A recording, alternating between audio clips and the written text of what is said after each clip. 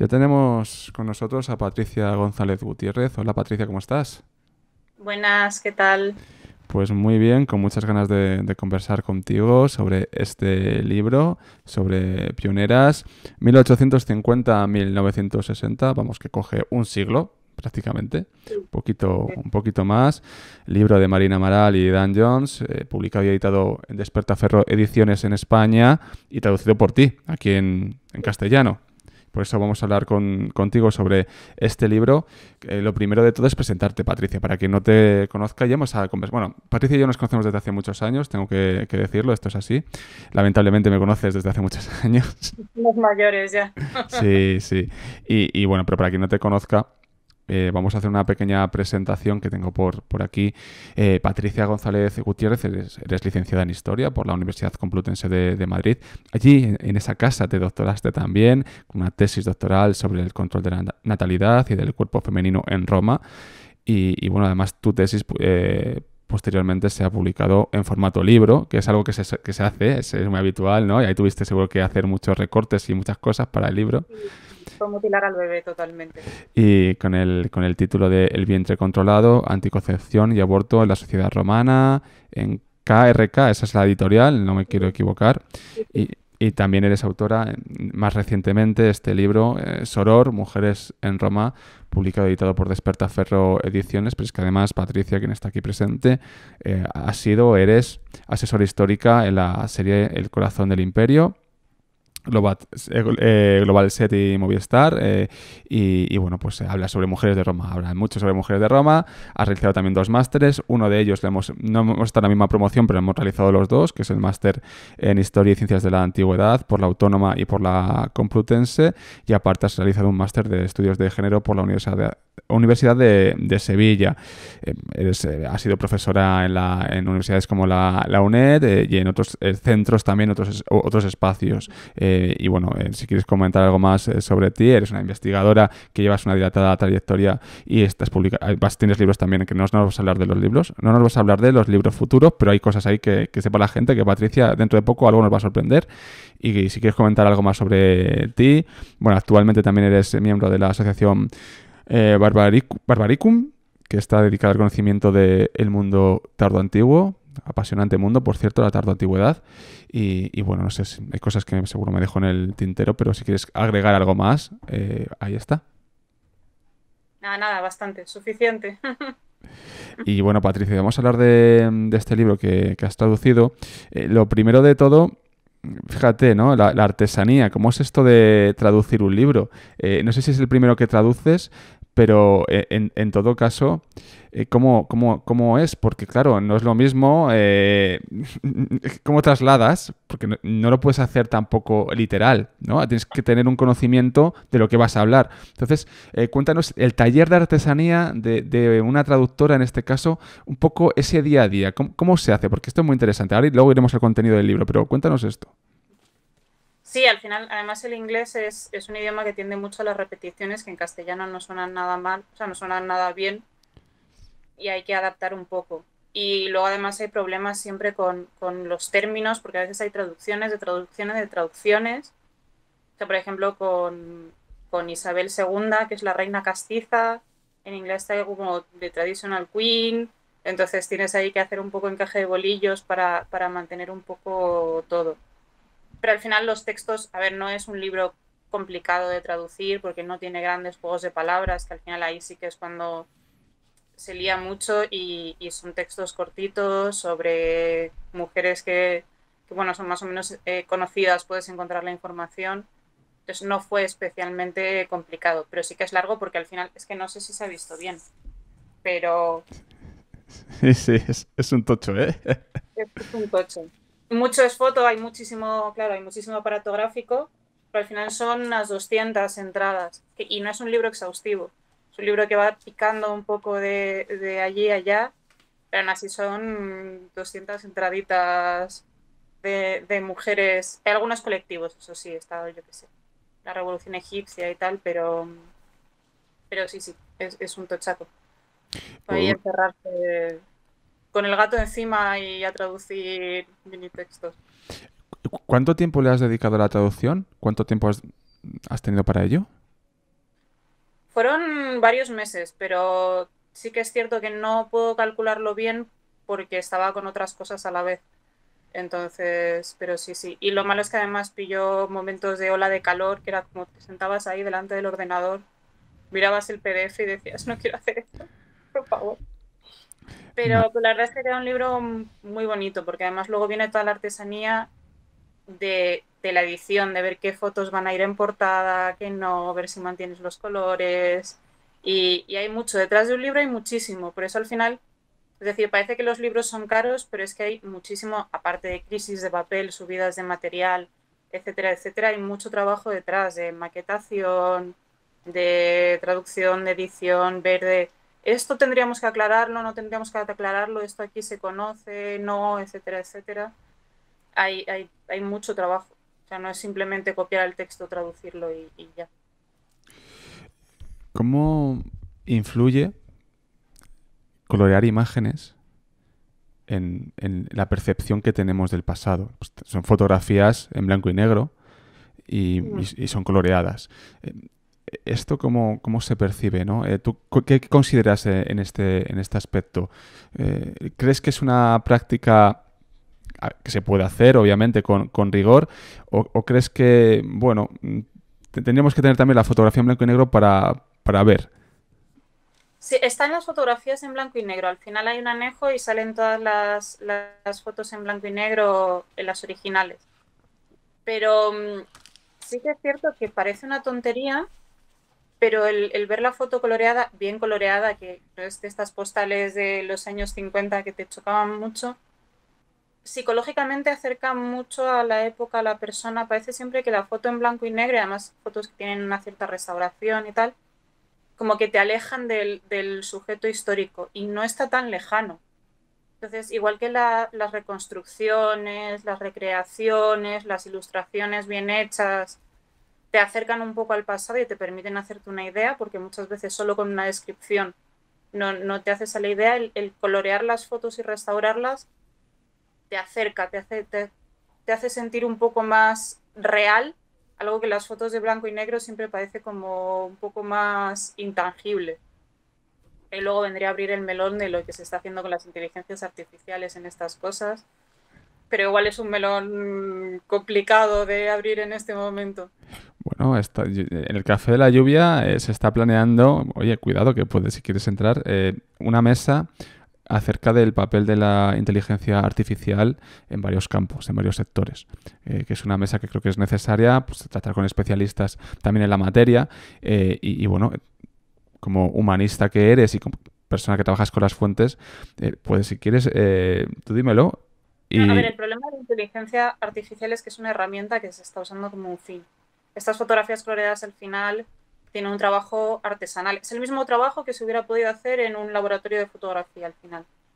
El problema de utilizar las herramientas como fines es que algo que te puede ser útil, por ejemplo, para diseñar fondos para ilustraciones, no tiene el control y la inteligencia artificial vive de un imaginario colectivo. Entonces no te va a mostrar, no te va a ilustrar científicamente las cosas, va a tirar del imaginario colectivo que ya existe, además mezclándolo con otros tres imaginarios, te suelta ahí un producto que a saber qué es, que queda muy resultón, pero que igual que no diseña bien las manos, no diseña bien el resto de cosas.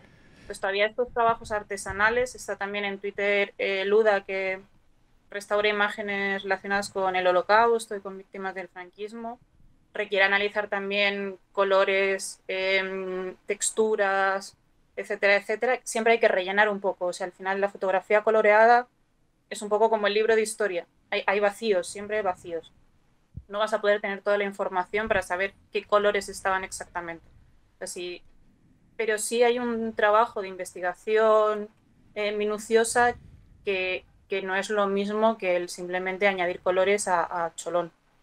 Y eso es importante, porque tiene mucho ahí de investigación al final.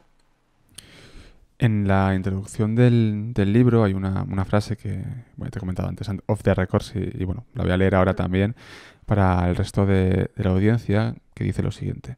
La cruda realidad es que todas las mujeres que hemos recuperado en este libro tuvieron que hacer mucho más de lo que hubiera tenido que hacer un hombre en su situación para obtener el mismo resultado. Tú me comentabas una cosa muy interesante, que quiénes son, ¿no? En definitiva, Marina Amaral y Dan Jones, que han hecho un libro que no son especialistas en género, y a ti te parecía muy acertado que dos personas no especialistas en género realicen este libro. Cuéntanos un poquito por qué, dónde está la clave. Claro, es que el problema muchas veces de la historia de género es que parece que quedamos en una burbuja. Pero el que gente que es historiadores generalistas se den cuenta de que les está faltando algo y decidan investigar en el tema desde su punto de vista.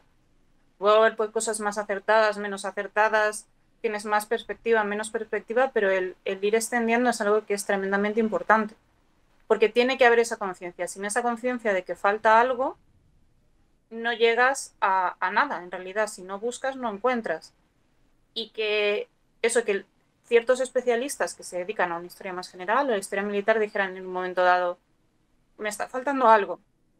Y sé que no es por falta de información, porque lo dicen en el prólogo, es que llegamos a la conclusión de que esto era dejadez, de que sí estaban, y de hecho han hecho un libro, han recuperado 200 fotos y 200 mujeres o situaciones en femenino, y no es un libro exhaustivo, es decir, han ido picando, han intentado que fuera transversal, que fueran tocando distintos puntos, pues educación, ciencia, deportes, etcétera, etcétera, pero que podían salir 14 tomos más. Y de hecho además es una visión bastante dulce porque quisieron recuperar un poco en positivo. Es decir, hay algún personaje más o menos cuestionable, más que menos, pero por ejemplo, yo que sé, no hay asesinas en serie ni guardias de campo de concentración en la Segunda Guerra Mundial ni nada de eso, porque justo una recuperación en positivo.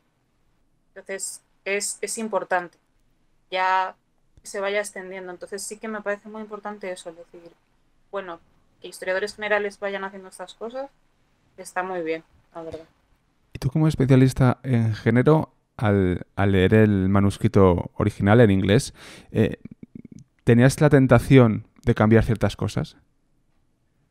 Sí, alguna la cambié, de hecho. O sea, cosas pequeñas, muy pequeñas, porque al final tienes que respetar que la obra no es tuya. Sí que si, o sea, si me hubieran dado manga ancha, igual hay cosas que había metido y cosas que había quitado, pero ahí ya no es cosa mía. De hecho, o sea, por ejemplo, hay um, un personaje que no estoy muy convencido de que sea una mujer. Porque si bien, por ejemplo, hay una escritora a la que apodan John, pero es un apodo un poco más irónico, pero hay una persona que se dedica a conducir lanchas en el capítulo dedicado al volante, que es como, no, siempre me gustó vestirme como un hombre, quiero que me llaméis Joe, voy a tratarme en masculino y... Bueno, hay realidades ahí que chocan un poco. Es el siglo XIX, principios del XX, todavía no hay las etiquetas que hay hoy, pero dices, esta persona igual así como mujer, mujer. Entonces hay cosas, por ejemplo, que he tratado más neutro y tal. Pero al final tienes que respetar que la obra no es tuya. Pero como con todo. O sea, hay No, que veces que está. dices, "Uy, Dios mío, cambiaría". Pero sí, sí. ¿Qué te iba a decir, Patricia? Vamos, si te parece, a algunos contenidos concretos del libro. Luego haremos al final... Bueno, le voy a quitar... Haremos una reflexión general. Bueno, porque hay más, ¿eh? Cuidado, que esto no para, ¿eh? Esto Es no... maravilloso, Jesús. La de Esto, Besta Tile. esto no para. Si te parece, vamos... Pues claro, has comentado, bueno, la división del libro. ¿Cómo está? Los capítulos del libro que tenemos por aquí. Los voy a citar muy rápido. Y ahora nos centraremos en ellos. Tenemos, bueno, la introducción y luego tenemos en el deporte, en la educación, al volante, en la guerra, al mando, en el arte, en las calles, en el escenario, en la naturaleza, en los negocios, con bata blanca. Mira, casi un poema. Sí. Es una especie de haiku. Sí, sí, desde luego. Vamos a ir a focalizarnos en el mundo del deporte. En el mundo del deporte porque además esto es muy interesante. Hoy en día vemos, por ejemplo, que ha salido en medios y se ve, se visualiza mucho más el fútbol femenino. Esto es así. Se visualiza mucho más que hace unos años. Pero bueno, del fútbol femenino hay una serie de cosas que me has contado antes que me han llamado especialmente la atención, Patricia. Y me gustaría también que nos lo contases ahora y luego también iremos un poco a la cuestión de la maternidad y el deporte, que me parece también de gran relevancia.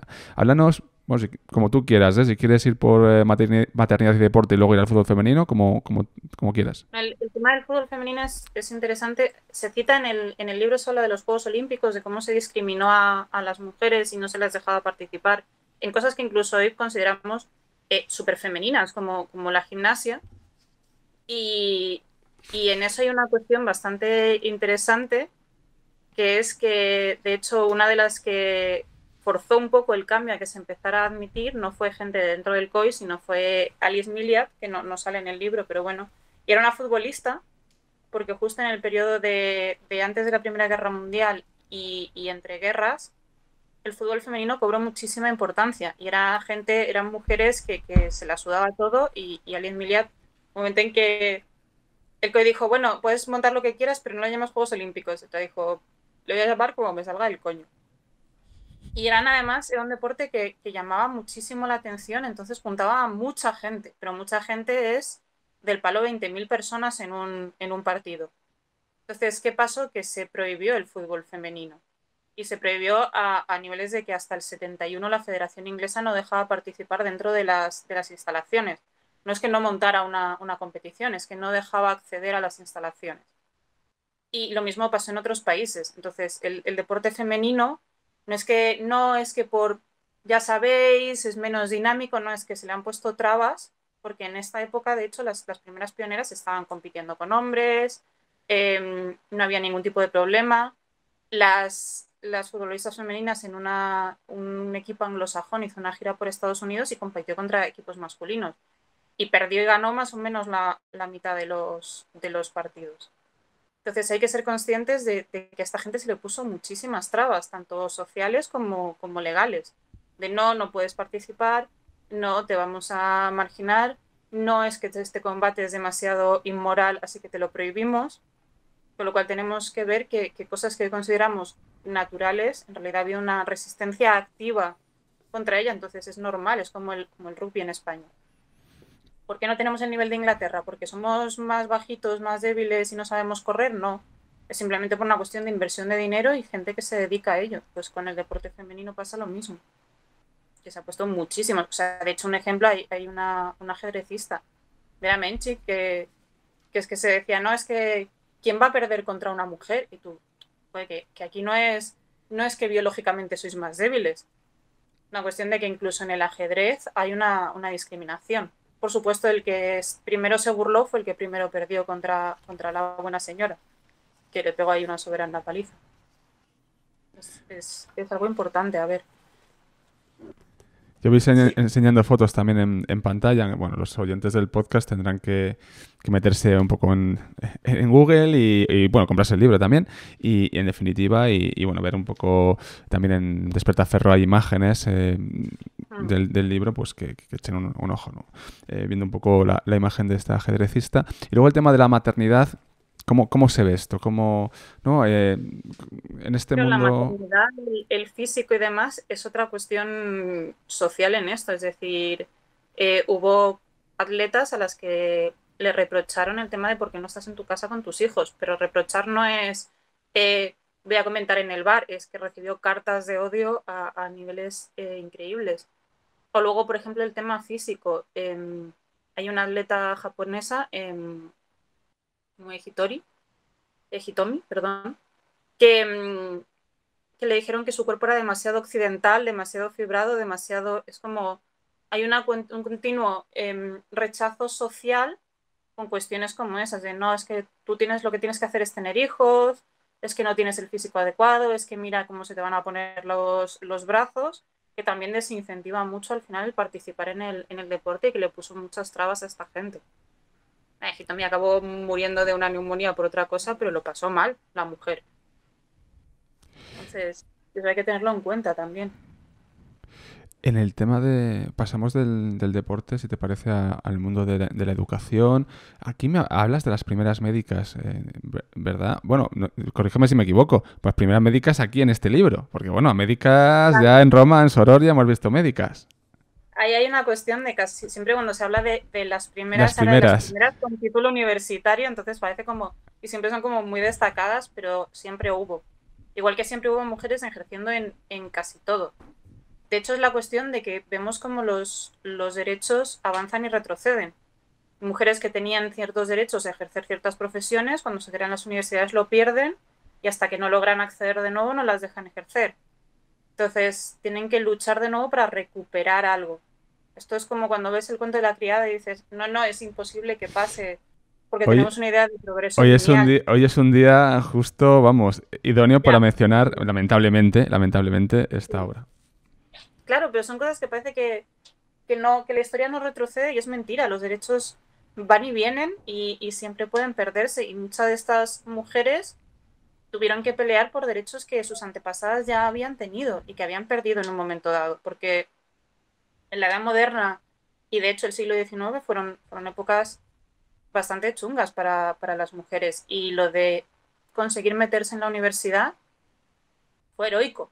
O sea, las acosaban, tenían que estar en clases separadas, tuvieron que pelear por acceder y accedieron de forma segregada y luego tuvieron que pelear por los títulos. Hay una foto que es una manifestación en contra de que las mujeres pudieran tener títulos. Dijeron, bueno, ponéis a estudiar, pero no os vamos a conceder el título. Como ir de oyente. Eh, ¿Mm? Como ir de oyente a clase, simplemente sería un Sí, poco sí, esto. sí. Tal cual. Era como, bueno, en España de hecho también pasó de que hubo que pelear por poder acceder a los exámenes. Tú podías ir a las clases, pero no podías examinarte. Entonces, fue algo, o sea, fue una resistencia activa que estas mujeres pudieran educarse. Y ya si lo mezclas con cuestiones de raza, pues olvídate y vámonos. En Estados Unidos, mujeres y que además fueran negras, pues esa es la de antes, ¿no? Ay, perdona. Ahí, Sí, perdóname, no quería... Ay, no, pero a sí, ver, cuidado. terrible. Se me ha ido. Eso es el Instituto Tuskegee, que es Eso es. de personas negras y fue un avance enorme. O sea, hubo mujeres que tuvieron que fundar escuelas específicas para que las personas negras pudieran ir a la escuela y hubo muchas mujeres implicadas en eso. No solo en la educación femenina, sino también en la educación de todas las personas racializadas en Estados Unidos que tampoco tenían acceso. Entonces, al final quienes iban a la universidad eran hombres blancos de clase media alta, punto. Entonces, y eso al final perpetúa las desigualdades.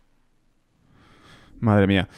Vamos un poco hablando un poquito de todo porque si no nos da tiempo. Esto es así, pero Ya, bueno, es interesante. Y los amigos y amigas del Café de la Lluvia que están en el chat, por favor que te pregunten lo que podéis preguntar, lo que queráis a Patricia. Luego haremos un repaso de las preguntas, haré yo un poquito de repaso, pero todas entran, Patricia, ¿eh? Lo siento, aquí no hay filtro. A ver, no, obviamente es que no falta el respeto a nadie. Si ya haya se filtro, falta que el haya respeto, filtro. si se falta el respeto, eso no, pero que se puede preguntar lo que se quiera. Hemos visto, por tanto, la educación. Oye, a mí el tema del volante no pensaba que daba tanto juego. Fíjate lo que te digo. O sea, hasta el tour. Sí, sí, sí. De hecho, a Mary Marvin le prohibieron ir al tour y de nuevo se pasó por el foro la prohibición. Iba detrás de los tipos, completó el tour y hubiera completado el tour en posición mucho mejor que la mitad no terminaron el tour o dimitieron o cualquier cosa. Y es como, no me dejáis porque no queréis, no porque esto sea una cosa que no voy a aguantar. Y estuvo luego conduciendo, o sea, pilotando aviones. De hecho, hay varias de estas mujeres que están en el capítulo del volante que luego en la Primera o la Segunda Guerra Mundial están pilotando aviones. De hecho es muy curioso porque todos estos grupos, el ATA, la UAC, la UAF, etcétera, etcétera, siempre como que se desprecia un poco de, bueno, las mujeres estuvieron en la Primera y en la Segunda Guerra Mundial, pero no entraban en combate. Y dices, bueno, la labor que es coger 16 aviones distintos, con la mitad del equipamiento, sin armas, sin radar y sin radio, porque no podían, para trasladarlos no podían usarlo.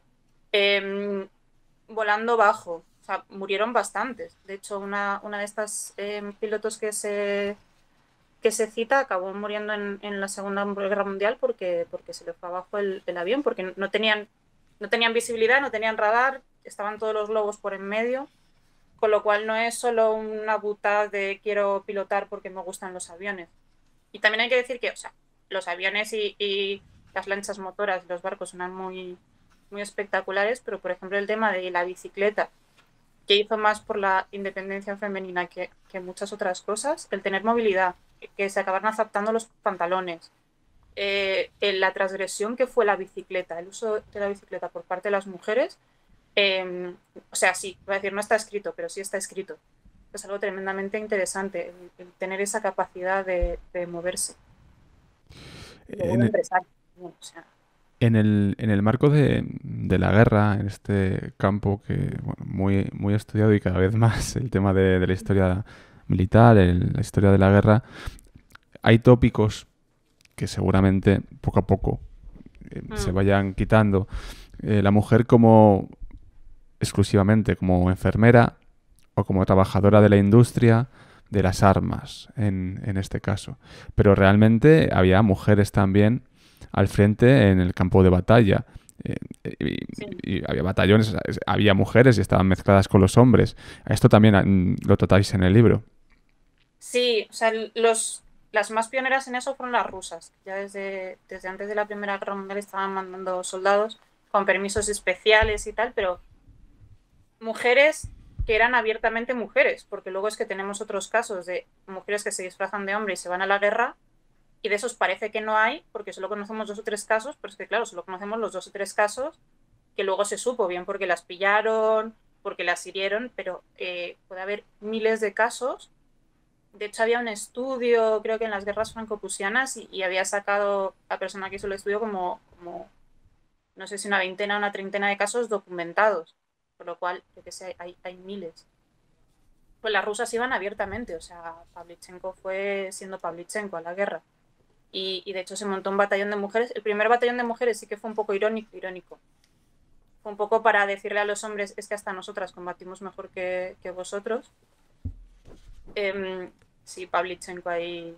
Que por supuesto la cuestionaron. ¿Cómo va a ser tan buena si es una mujer? Y se dijo que era solo propaganda rusa. Porque claro, eso si fuera un tío no se cuestionaría jamás, pero si es una mujer tiene que ser mentira o propaganda rusa o lo que sea. Pero sí, de hecho hubo mujeres que se financiaron su propio tanque. Y mujeres, sí, hubo Se una financiaron que su de propio hecho, tanque. Bueno, esto ya. sí, sí. Esta que pidió permiso, le habían matado al marido y dijo, no, no, yo me voy a matar aquí gente al frente. Y dije, bueno, yo qué sé, igual. Dijo, no, no, yo me financio el tanque y me voy para allá. Acabó palmando la guerra, claro, pero sí, sí. Madre mía. Y los tanques fue ahí un punto. Sí, las rusas estaban loquísimas con estas cosas. De hecho, Bueno, tenemos algunos casos bastante que dices, esta persona no estaba normal. Como una aviadora que la acabaron encerrando porque no sabían si era espía alemana y era una pendenciera, entonces se escapó, luego acabó muriendo en una pelea a tiros en un bar, borracha como una rata, y de eso de no tener 2 dedos de frente. La del batallón de mujeres, la primera, claro, en el libro lo dejan como un, bueno, no le valió de nada y le ejecutaron.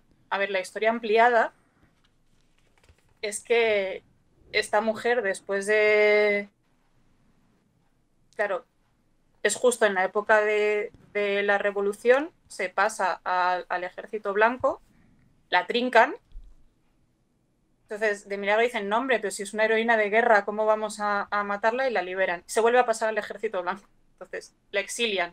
Y en el exilio se dedica a recaudar dinero para volver y volver a unirse al ejército blanco. Y es como, bueno, mira, ya está, ¿sabes? A la tercera vez que te hemos pillado, pues lo sentimos mucho, pero ya no tiene remedio por mucho que seas una heroína de guerra. Pero claro, sí, sí, hay tela. O sea, no, no, la mujer era cabezona como ella sola. bueno, hay bastantes páginas dedicadas al tema de la guerra, también las milicianas, en este caso que también se dice mucho que era más propaganda que otra cosa en la Guerra Civil Española. ¿Tú esto cómo lo ves, Patricia? A ver, no fue, o sea, las mujeres se apuntaron de verdad. El problema Que es que decían que después era del más para primer la año, foto y ya está. el problema es que después del primer año, los que se echaron para atrás fueron los hombres. Decían, no, es que claro, si no me van a cocinar y que van a combatir de verdad, entonces se hizo toda una campaña para volver a mandarlas a la retaguardia. Además, cuando se fue profesionalizando el ejército, no las querían allí. Con lo cual, de nuevo, hubo un acto consciente de devolver a las mujeres al hogar, igual que después de la Primera Guerra Mundial, a todas las mujeres que trabajaron en las fábricas, hubo un acto consciente de devolverlas al hogar. Con lo cual, no es que las milicianas fueran propaganda o... No, no, es que las echaron. Ya se apuntaron y las echaron. Igual que en la Segunda Guerra Mundial, en la Resistencia, hubo muchísimas mujeres y luego no se las reconoció.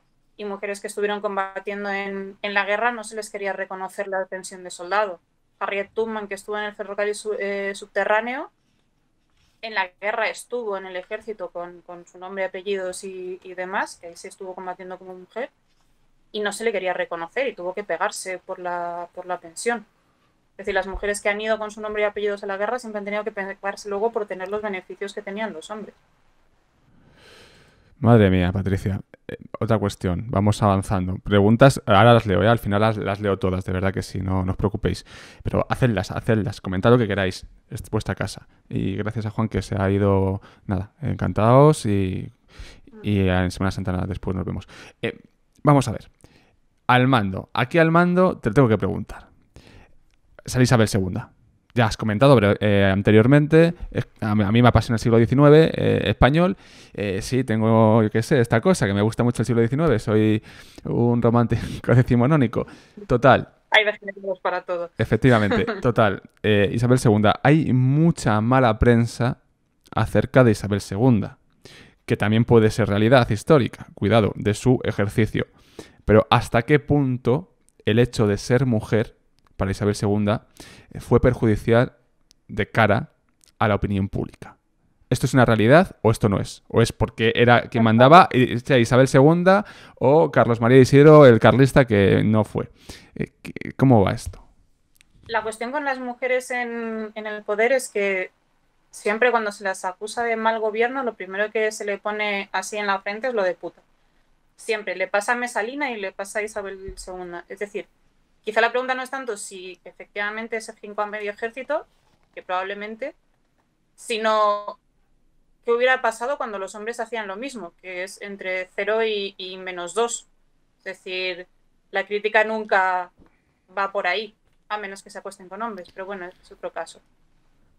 La cosa es que siempre el poder femenino o se destaca para mal o se acusa de este tipo de cosas de descontrol, de ser sexualmente demasiado promiscua, etcétera, etcétera.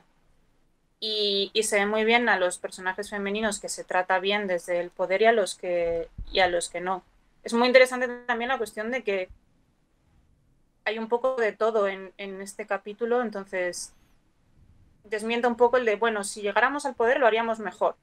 Como hay algunas que sí, y de hecho, por ejemplo, Isabel de Portugal, o sea, de Brasil, fue la que además estaba súper concienciada y no solo tuvo momentos de regencia, sino que acabó con la esclavitud y gobernó bastante bien.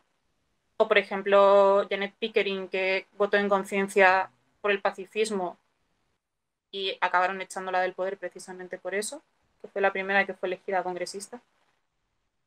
Pero claro, tenemos otro tipo de personajes que son un poco más oscuros y porque no avanza, porque si tenemos a Thatcher luego, sabemos que no hay otra forma de ejercer el Pero poder en ese sentido. luego hay una cosa también, Patricia, que esto es muy interesante. En ese marco. Dicen, claro, pero es la primera mujer que tal. Pero no por el mero hecho, es una cosa obvia. No por el mero hecho de ser mujer es mejor tampoco en ciertos... En la política, por ejemplo. O sea, Thatcher. Claro. Pero que hay mucho que se saca el pecho de que, claro, como es mujer, pero cuidado, que Thatcher... Claro, la cuestión es por qué tenemos que ser mejores para alcanzar lo mismo. Es un poco lo de hay que hacer el doble para... La intro de Amaral y Jones que claro, hemos tienes que leído. ser un ángel bajado del cielo con soluciones para todo para que se te considere y los hombres pueden ser unos mediocres y nadie se cuestiona el derecho de los hombres a gobernar. Pero sí el de las mujeres. Entonces quedan siempre además subsumidas bajo tópicos de, pues eso, la promiscua, la que no se entera de nada, la terrible, etcétera, etcétera, y no, simplemente actúan como reinas dentro de su ambiente político. Entonces es algo de... Está bien ver que había algunas que eran puñeteras inútiles o que fueron bastante chungas. Hay una que es la última reina de Hawái, que lo es en parte porque intentó implantar un régimen cuasi dictatorial para perpetuarse y la echaron. Es decir, pues, oye, está bien, porque hubiera sido lo mismo en un rey, pero no estaríamos comentando que es por una mujer. Entonces, eso hay que tenerlo en cuenta. Bueno, aquí ya llegamos ya a una parte que aquí en el Café de la Lluvia nos encanta, que es el mundo del arte. Bueno, aquí además hay un montón, esto es increíble, hay un montón de mujeres que aparecen y además todavía, ¿no? A día de hoy hay seudónimos de autoras y luego hay malos seudónimos de tres autores. Ya. Que hay todo esto que generó tela, ¿no? Lo de Carmen Mola.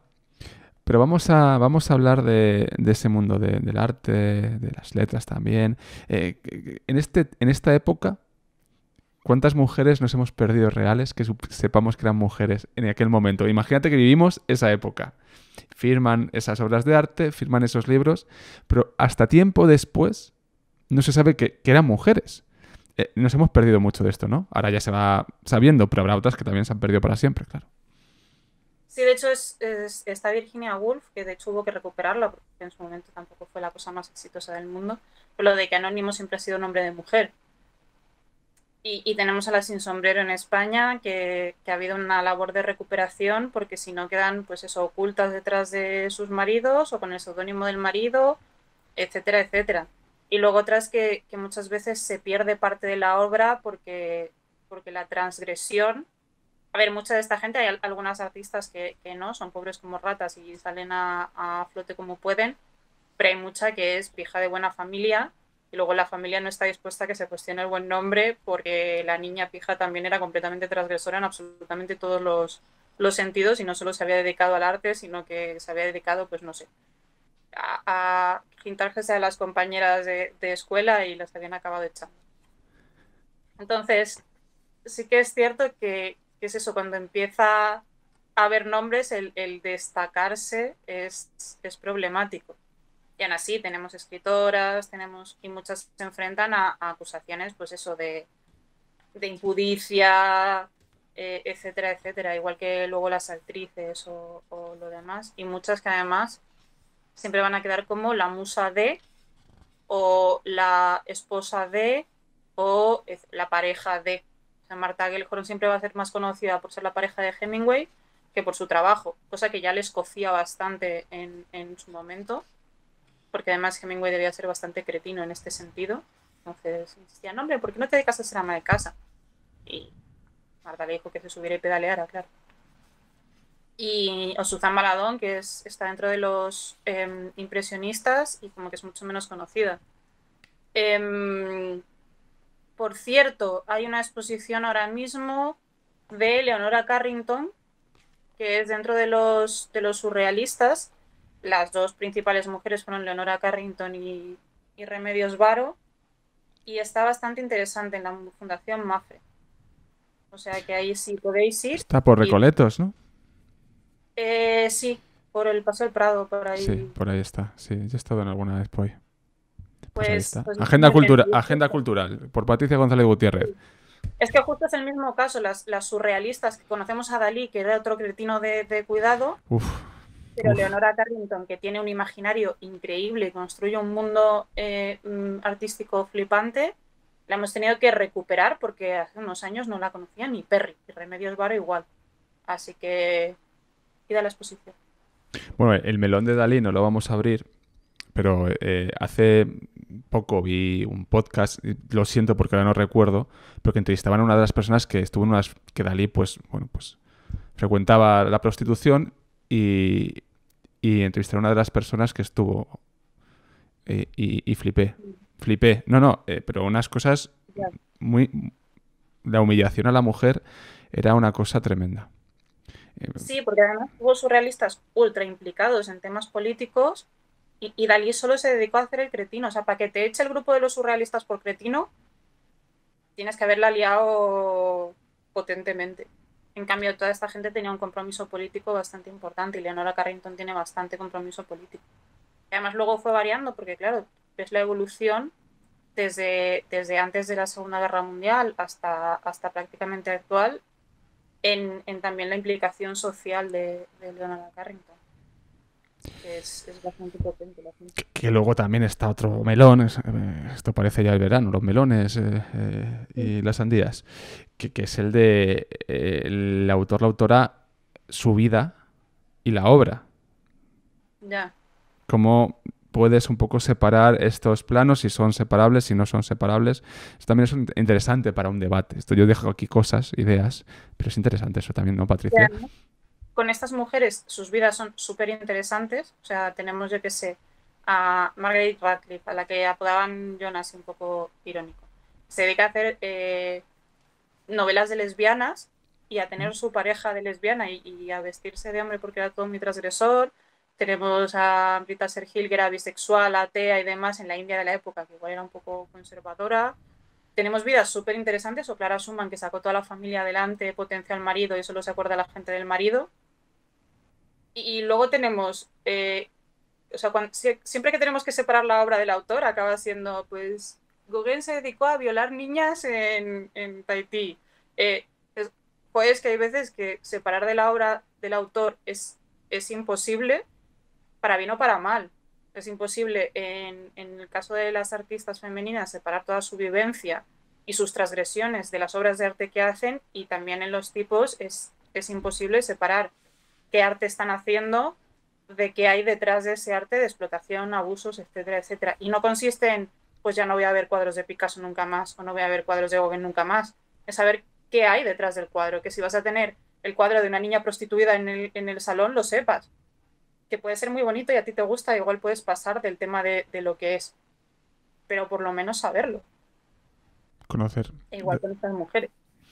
Hay imágenes increíbles, bueno, hay muchas son increíbles, por lo que significan, por lo que expresa la imagen. Y voy a mostrar a la audiencia y a ti también una de las imágenes, y para los oyentes del podcast pues la describo con palabras.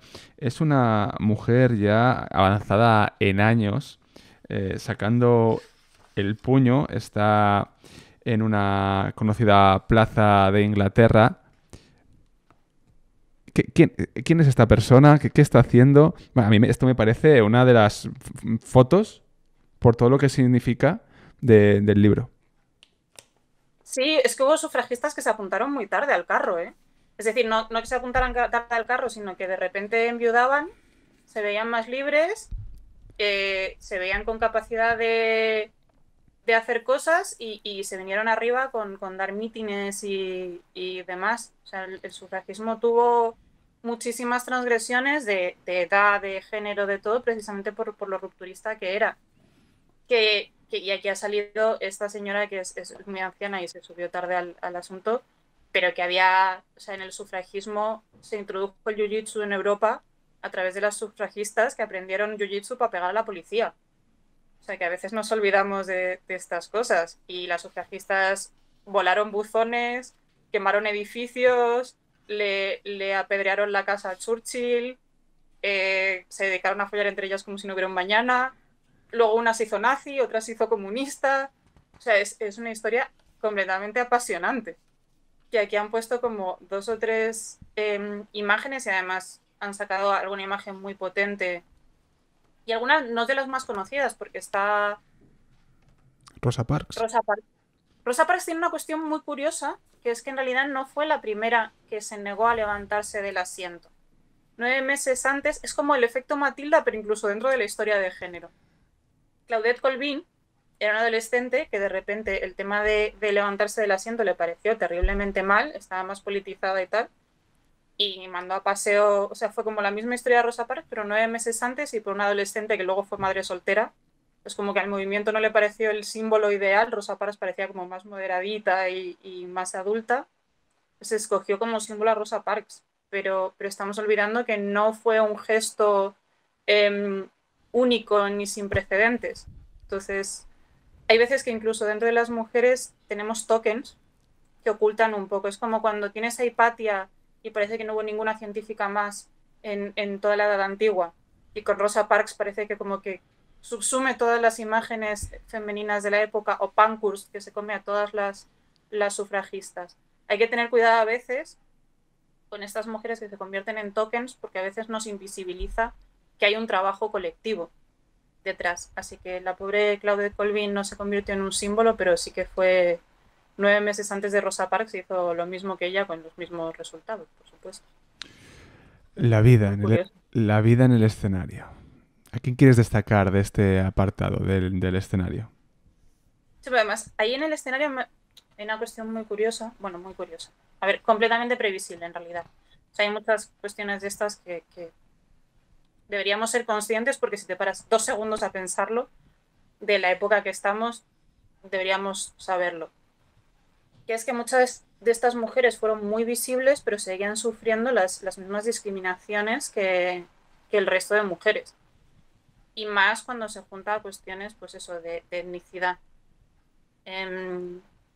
McDonald, que fue la que ganó el Oscar por La que el viento se llevó, el Oscar lo recibió segregada del resto de sus compañeros, tuvo que comer aparte, entrar por la puerta de atrás, y cuando se murió no la enterraron en el cementerio de Hollywood porque era no mixto. McDaniel. Eh, sí. Sí.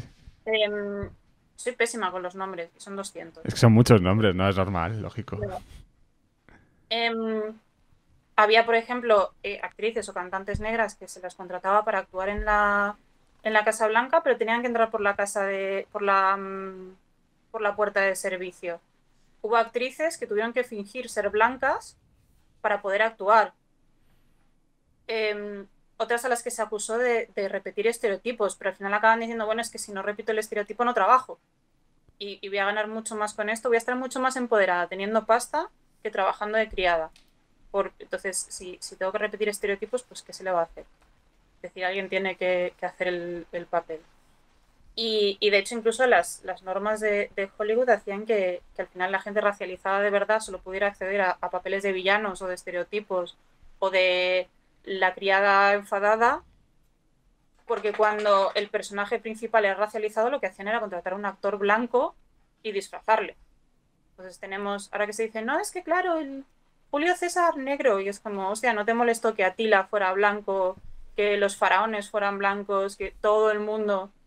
Y eso es algo que se hacía en Hollywood, igual que no podías mostrar escenas homosexuales, los protagonistas eran sistemáticamente blancos. Entonces esta gente no lo tuvo, aunque fueran ricas, famosas y estupendas, no lo tuvieron nada fácil.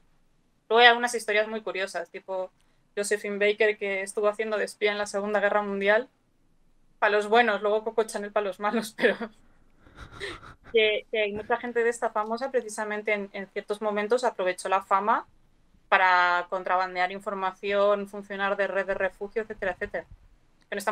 Al final con Josephine Baker se descubrió años después, cuando ya se pudo contar, le dieron la condecoraron en Francia, etcétera, etcétera, pero claro, es muy curioso cómo se utilizan estas redes en algunas épocas. Estamos ya prácticamente en el último tramo con Patricia González Gutiérrez. Iba a decir hablando sobre Soror, no, hablando sobre este libro, Pioneras. Claro, es que Soror es el libro, tu gran Claro, libro, hasta la fecha de hoy. Hemos hablado en el es mi café, sobrino. Solo es mi bebé, este es mi sobrino. hemos hablado, tuvimos una entrevista contigo ya hace tiempo ya, claro, sobre el libro. Oye, pero fíjate, ya nos vamos ya al periodismo de viajes, incluso al mundo de la naturaleza, a viajeras. Bueno, aquí cuéntame, ¿a quién vemos a ver si reconoces, a quién vemos en imagen? Yendira, es maravillosa esta mujer. Yendira fue el arqueóloga que excavó Susa, pero ya antes de irse a excavar Susa con su marido, se apuntó a la guerra franco-prusiana, se vistió de hombre y se fue de soldado con el marido al frente. Y de hecho esta mujer, claro, después de correrse 200.000 países, vestida de hombre muchas veces, porque además en algún momento se tuvo que disfrazar de hombre para pasar por ciertas partes, volvió a París y le dijeron, bueno, ahora ponte para... Llegaba como casi una heroína, Dije, bueno, vístete bien, ¿no? Y dijo, no. O sea, te pones la falda tú, yo paso 3 kilos. Que no me aceptas en pantalones, me vuelvo a excavar por ahí. Y le hicieron un permiso especial de travestismo para que pudiera llevar pantalones. O sea, la parte de que los pantalones han estado prohibidos para las mujeres es un punto importante. Y esta señora es eso, al final, mucha de esta gente, precisamente en los viajes, descubrió una libertad que no habían tenido antes.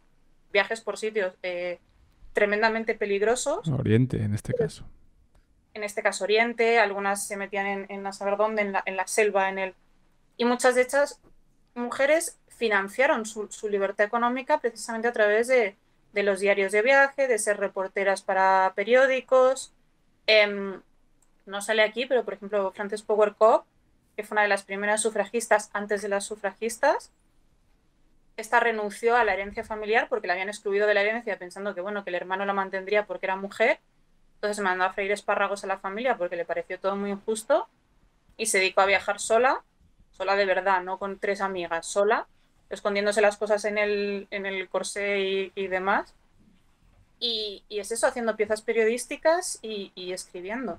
Entonces, y muchas de estas mujeres, de hecho, es cuando ya están viudas o cuando tienen más libertad o cuando deciden que quieren independizarse, se meten a periodistas por esto, porque les permite el mantenerse. De hecho, hay algunas muy locas, o sea, Nelly Bly se dedicó a viajar y a hacer notas de viaje, pero también a fingir que estaba loca y meterse en psiquiátricos para hacer reportajes sobre cómo eran las condiciones en el momento. O sea, esa mujer Madre sufrió mía, pues muchísimo. es que esto que nos cuentas, vamos, Están tremendo. los dos extremos. La viuda rica que viaja porque puede, porque tiene pasta para exportar, y entonces se va a comprarse un elefante o a cazar un panda en China.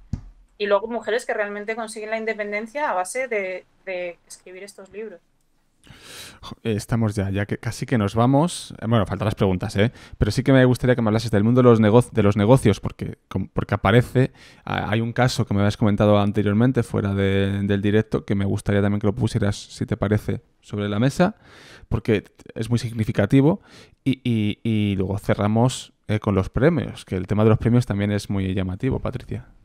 Claro, sí, o sea, ya habíamos estado comentando, porque hay mujeres de negocios que triunfan y demás y tal, pero hay uno muy curioso que es el de Berta Krupp.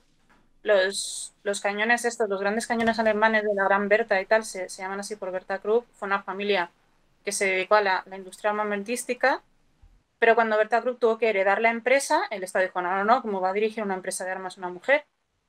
Y lo que hicieron fue obligarla a casarse con alguien que eligieron para ella, y al tipo le dieron un permiso especial a la familia para que cogiera el nombre de ella, el apellido de ella en vez de ella la de él. Pero ¿quién obliga a casarse? El Estado, el El Estado. Estado. Y de hecho, Somos conscientes de esto. claro, sí, sí, es el Estado el que da el permiso especial para adoptar el apellido femenino, y luego cuando llega al poder Hitler, no solo eso, sino que le obliga a ceder todas sus propiedades, acciones de más tal, a su hijo. Es decir, la desvincula completamente, pero aún así al cañón le ponen su nombre.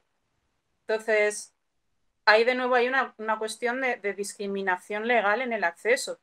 Es decir, no es que Berta dijera, no, no, yo no quiero hacerme cargo, sino que la obligaron a no dirigir.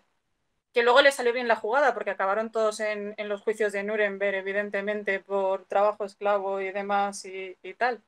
Que me imagino a Berta haciéndole cortes de mangas a toda su familia.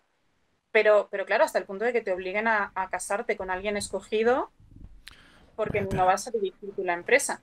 Luego hay otros, sí que hay ya otros casos más de, bueno, pues triunfó en los negocios, funcionó en un banco que creció en la Gran Depresión. Entonces, esto me parece muy, muy particular precisamente por destacar esas dificultades, no solo dificultades sociales, sino legales. Es decir, esta mujer legalmente no puede hacerse cargo, no es que no quisiera. Que a lo Tú- mejor no quería, pero no es el caso, no lo sabremos nunca. Y ya los premios. ¿Qué pasa con los premios? Sí, o sea, hay un capítulo entero en la ciencia, y lo terrible es ver cómo no solo cómo las mujeres han estado discriminadas en el acceso a la ciencia, porque han estado discriminadas en el acceso a la universidad, sino que luego cuando consiguen llegar no se les reconoce el trabajo. O sea, a Marie Curie no le fueron a dar el Nobel, se lo fueron a dar solo al marido. Lo que pasa es que el marido era una persona decente y montó el pitoste del siglo, y se lo tuvieron que dar a ella también. Y de hecho hay muchas de estas, siempre se dice, bueno, pues ya las hijas tuvieron más fácil.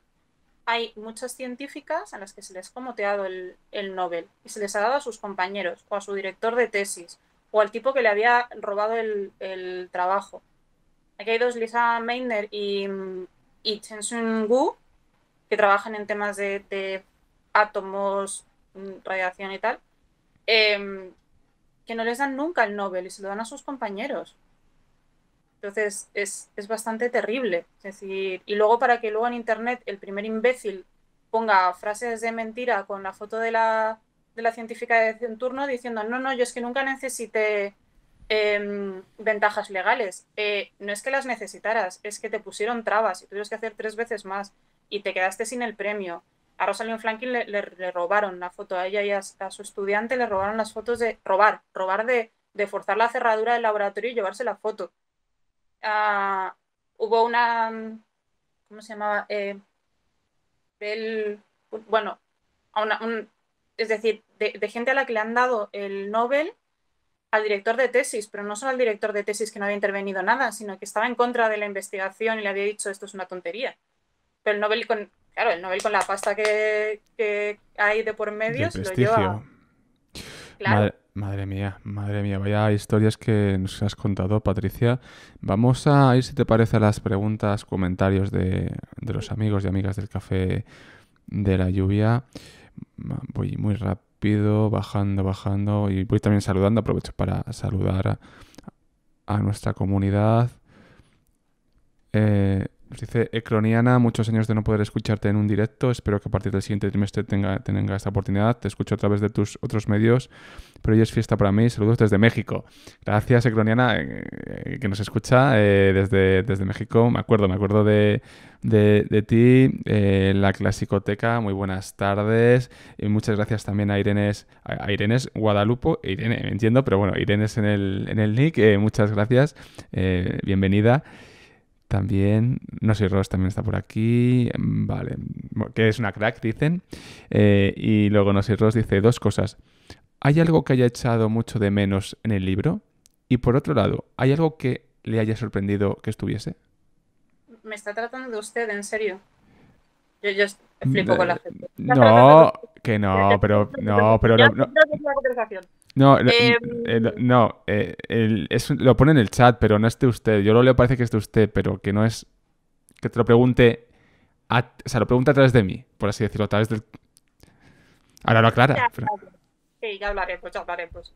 Que sí que es cierto que, por ejemplo, es un libro eso muy, muy dulce, muy esperanzador, muy de pioneras en positivo. Molaría hacer un segundo tomo en negativo. En negativo el de las mujeres han podido también ser tan violentas como parece que siempre tenemos que ser ángeles de luz y luchar y superar todo y tal. Entonces quizás las otras historias también estaría bien. ¿Ha recibido ofertas para ello, sí o no? ¿Recibido ofertas de qué? Para hacer ese libro. No, no, no. Pero estaría bien. Lo propondré. Eh, pero claro, es decir, aunque hay algún personaje más cuestionable y tal, los grandes monstruos en femenino no están. Y, o sea, yo tengo que decir, o sea, yo he trabajado el siglo XIX, pese a que mi especialidad sea Roma y siempre tengamos la coña de que el siglo XIX es periodismo, pero yo he trabajado el siglo XIX y he trabajado mucho de sufragismo y tal. Porque si hay cosas que se te escapan, es decir, hay tantísima gente que no conoces porque ha estado oculta y sobre todo en algunos temas tipo deporte y demás. Entonces, o sea, yo he aprendido con el libro. Sí que es cierto que amplía cosas y hay historias que son muy tiernas y algunas muy graciosas. Entonces, es sorprendente porque parece que el siglo XIX es como más conocido y que conocemos a todo el mundo y que no nos van a sorprender y hay mucha tela que cortar, hay muchísima tela que cortar. Pero claro, esto es muy interesante porque en el siglo XIX tenemos muchas más fuentes, más documentación viva. Y en la antigüedad, que es tu campo de especialidad, ¿qué conocemos de la antigüedad? Realmente, ¿qué sabemos? Un 2% de la realidad histórica que tuvo que ser aquel momento, la antigüedad. Estamos construyendo, por eso siempre hay que volver a revisar con nuevas fuentes, aportaciones. Estamos construyendo a través de un 2-3%, no lo sé. Esto es así, Ya. Patricia. Y esto que la gente que no está vinculada en el marco académico de la historia, a veces a lo mejor no lo ve tan claro. Pero la realidad es esta, que se trabaja con unas fuentes en la mayoría de ocasiones escasas y Claro, muchas veces descontextualizadas. pero precisamente por eso como tenemos como más conciencia de que no conocemos las cosas y que puede haber mucho más allá, pero en el siglo XIX-XX parece que lo conocemos todo y es que es mentira. Hay muchísimas Claro. capas y tanta información que pierdes muchísimo.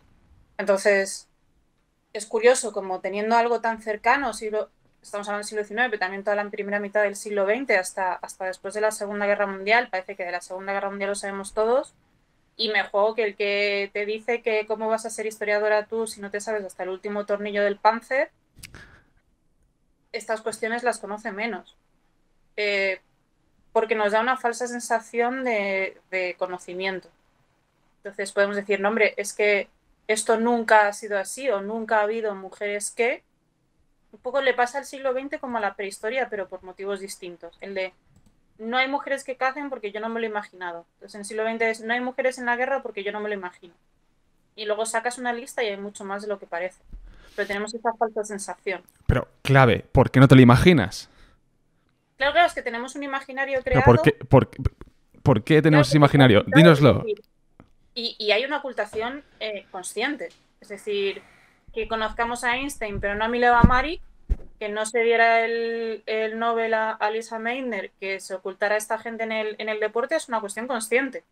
Es decir, eh, no solo es que, bueno, es que sea menos interesante o es que la preservación, no, es que hay un esfuerzo consciente por ocultar el papel de las mujeres, porque no cuadraba dentro de los esquemas y todavía no nos cuadra. Entonces creamos un imaginario, o sea, un imaginario colectivo con una ausencia enorme que no viene de la falta de información, viene de un intento consciente y completamente planificado de hacer de menos a estas mujeres.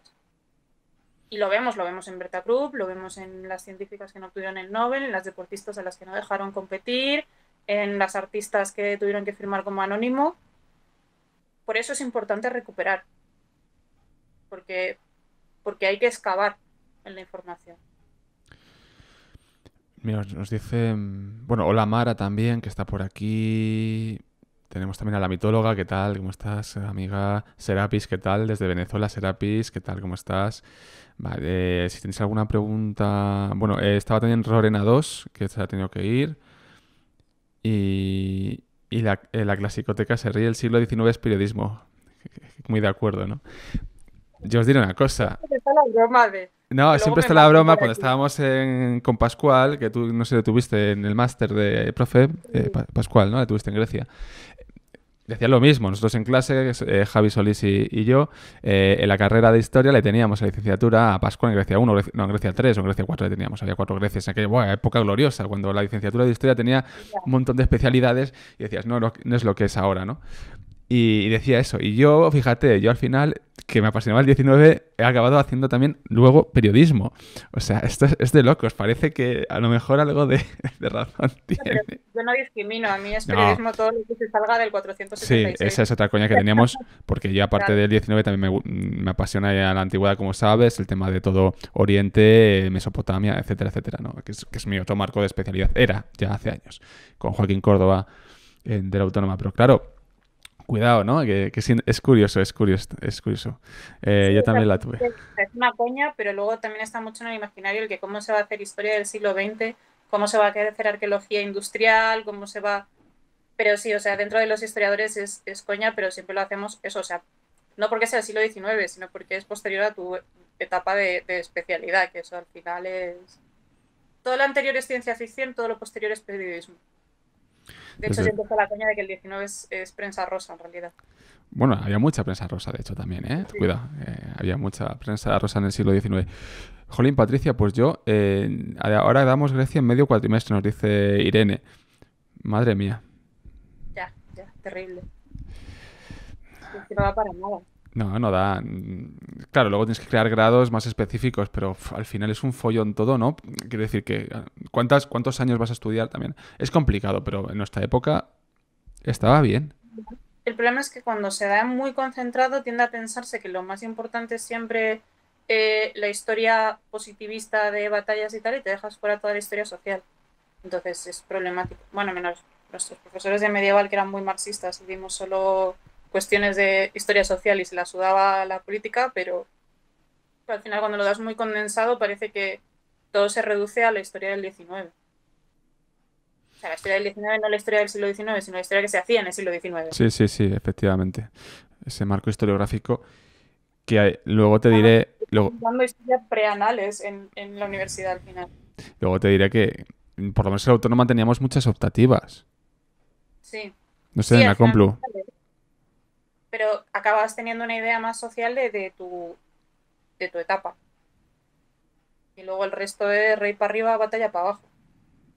Eso es un Madre mía. problema también. Pues oye, Pero bueno, estamos del Patricia, tema. hasta aquí la entrevista con Pioneras, que está aquí, cuidado. Despertaferro Ediciones, Marina Amaral, Dan Jones, publicado y editado por Despertaferro Ediciones. Oye, no hemos hablado de esta persona que está en la portada, ya para cerrar. ¿Quién es? Maud Wagner es maravillosa. Es una señora que Claro. vio en. Claro, o sea, los tatuajes estaban muy asociados a las ferias en que estaba los siameses, la mujer barbuda, el carnero con dos cabezas y los tatuajes. Y se enamoró del asunto y decidió que ella con su cuerpo hacía lo que quería. Se empezó a tatuar en ferias, se siguió tatuando y es un ejemplo muy bueno de cuán transgresor es hacer lo que quieras con tu cuerpo. Porque el tatuaje ha tenido un estigma muy fuerte hasta hace muy poco y tomar la decisión de que sabes que te va a coartar todo el resto de tu vida y hacerlo orgullosamente. Y eso, es decir, yo con mi cuerpo hago lo que quiero. Y la foto es maravillosa, es tremenda. La hija también se dedicó al tatuaje. Es increíble. Que dices que el tatuaje Es muy hoy, bueno. hoy en día en muchos círculos todavía está muy mal visto, ¿eh? Sí, bueno, y en Japón está yo asociado todavía a la yakuza, que eso. Y sobre todo tatuarte así, que la mujer se tatuó de cuello para abajo todo. La hija dice que el culo también lo tenía tatuado, pero bueno. Esa es otra historia. Patricia, ¿tienes más tiempo o ya te tienes que ir? Por otra cuestión. Igual la gente quiere irse también, que La eso gente en se casa quiere ir de ya. Dios, y Sí, la gente que puede va a ser. cenar y esas cosas. Puede ser, puede ser. Te planteo una cosa muy rápida. Bueno, gracias por estar con nosotros, Patricia, con este tema. Hasta aquí el contenido exclusivo acerca de Pioneras. Pronto estará en podcast y aparte en otros canales de vídeo. Un abrazo, Patricia. No te vayas, pero un abrazo. Y Ya ahora, me voy. ahora Patricia, eh, esto es muy rápido, pero ¿qué pasa? ¿Cómo los historiadores, historiadoras en el campo de la divulgación no se deben de dejar comer la tostada, como se ve siempre en los medios, en Twitter, en Instagram, en todo este tipo de espacios? ¿Qué soluciones constructivas planteas? Ya sé que esto es un debate largo y se habla mucho en el Café de la Lluvia, Ya. pero ya que te tengo aquí hoy, te aprovecho por eso. ¿Qué planteas? ¿Qué se puede hacer? Desde nuestro punto, desde nuestro punto. Yo creo que en realidad hay una cuestión que mejoraría mucho las cosas, que sería establecer canales reales de colaboración entre la academia y la divulgación. Porque el problema también de mucho de que nos coman la tostada es que al final quienes hacemos investigación pero no estamos vinculados a la academia tenemos como muchos más problemas que gente que te hace un vídeo con 3 mitos, 3 historias y se la suda todo. Entonces, hacer contenido de calidad cuesta, y más cuando tienes un montón de obstáculos. Entonces, si realmente pudiéramos colaborar entre editoriales, divulgación, academia, se crearía un espacio mucho más cómodo para la divulgación y que se pudieran hacer cosas muy buenas. Hay cosas contra las que no vamos a poder competir. Es decir, contra el vídeo chorra diciendo mitos que responden muy bien al imaginario colectivo no se puede luchar porque la gente tiende a autoafirmarse en su imaginario colectivo. Y eso sirve también o sea, sirve desde en la Edad Media eran muy guarros hasta España conquistó el país a los moros. Los dos extremos, el ideológico y el mental.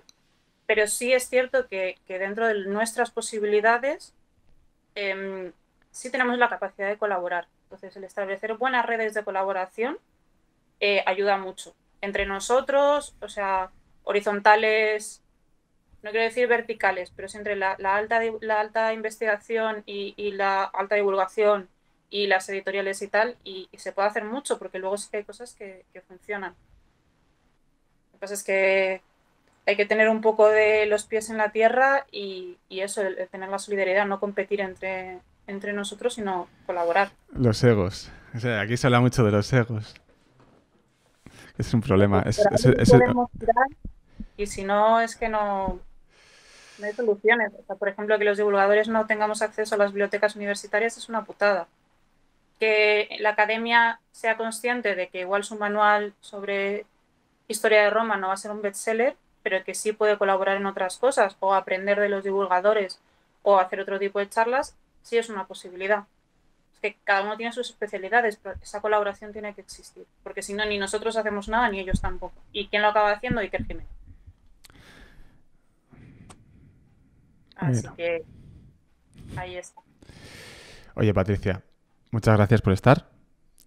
Un Muchas gracias a placer. ti por invitarme. Y bueno, Está ya bien en traerme. No aprendes nunca. yo te traeré siempre. Luego, no sé, sale gente también, se meten conmigo, no te creas. Oye, que con Soror ha pasado. Sí, No sé, gente, "Pero que el libro es imposible, no sé qué, ¿por qué hace una historia, no sé qué? Y yo, pues, chico, no sé, léete el libro, mira la entrevista, no opines sin ver la entrevista. yo la primera vez que escribí para el blog de Despertaferro fue un artículo como súper neutro de las WAF y, y el primer comentario en Facebook, que sí que es cierto que Facebook igual es un poco más miedo de nazis, fue como algo así como putas feminazis ya están metiendo la mano en todo. Colega, ¿sabes? Es Que que es no. militar, no te vengas arriba. Que cuando haga cosas de verdad.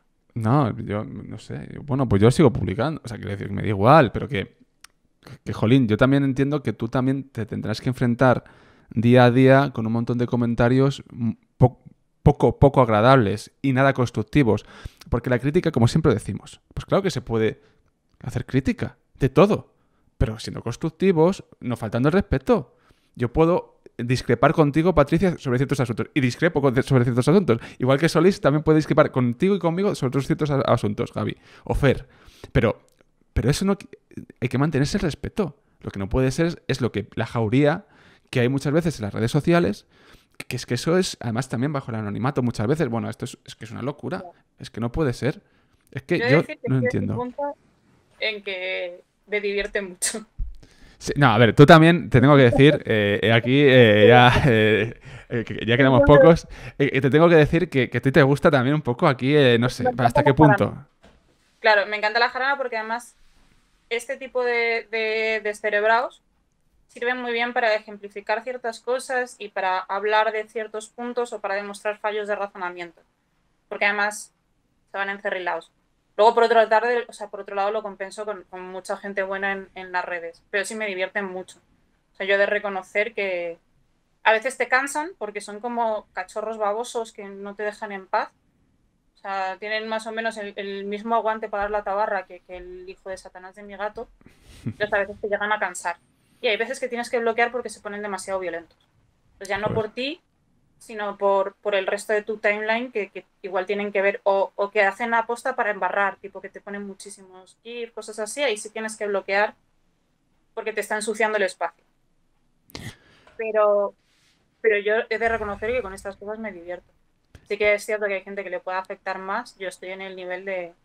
Tampoco he tenido amenazas más Te serias, iba a preguntar sobre eso. sí que tengo cuidado de no publicar ciertas cosas y demás. Yo todavía estoy esperando ahí mi sketch de que me tiren tomates y demás. Sí que tiene, o sea, casi todas las charlas te viene un gilipollas a intentar reventarte. Últimamente, como han sido así ambientes más pequeños, no me ha pasado tanto, pero pasa. Pero bueno, eso está más controlado. Y los idiotas de internet también. Pero sí, yo he de reconocer que a mí me encanta la jarana. Me lo paso bien con esta gente. Porque Bueno, además, pues si me hacen aliening, les hago el doble. Entonces acaban colapsando ellos. Y es muy gracioso cuando colapsan y empiezan a correr en círculos. Es algo que me hace muchísima gracia. bueno, Patricia, muchas gracias por estar. Mira, Mara nos dice, ya cerramos con esto de verdad. A mí Soror me encantó y por la segunda vuelta. O sea que Bien. Es un gran libro, Solor. Y ya nos contarás en el futuro, no, ahora no digas nada, no puedes, en qué estás metida. Ya nos contarás. Ya irán saliendo cositas. Un abrazo, Patricia. Cuídate mucho. Hasta Chao. luego. Hasta luego. Adiós. Adiós. Pues ahí hemos tenido a...